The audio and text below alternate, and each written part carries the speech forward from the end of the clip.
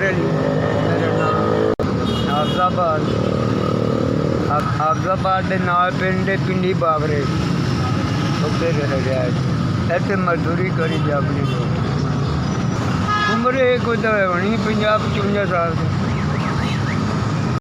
मैं या बच्चियाँ बड़ियाँ सी, बच्चे छोटे ने और मैं बच्चे हले काम करने के काबिल नहीं, इस वजह तो मजदूरी कर रोटी अल्लाह ताला शुक्र अलहमदुलिल्लाह जो नसीबों का मालक दे दिया। यही कोई खा पी के 400 450 500 लगता है और कोई 10 रुपये वाला कारोबार नहीं।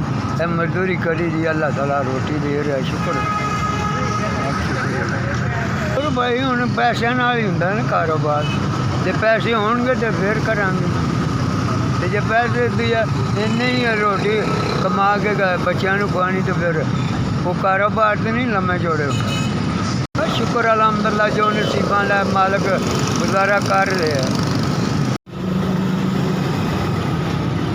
2000 रुपया जिन्हें भी पैसे मैनू दिते ने अल्लाह ताला उन्हें कारोबार मदद करे तो अल्लाह ताला उन्होंने तंदुरुस्ती दे। मेरे माड़े बंदे का ख्याल किया, मैं बड़ा शुक्रगुजार। STS का भला हो जिन्हें मेरा तो पैसे पहुँचाया।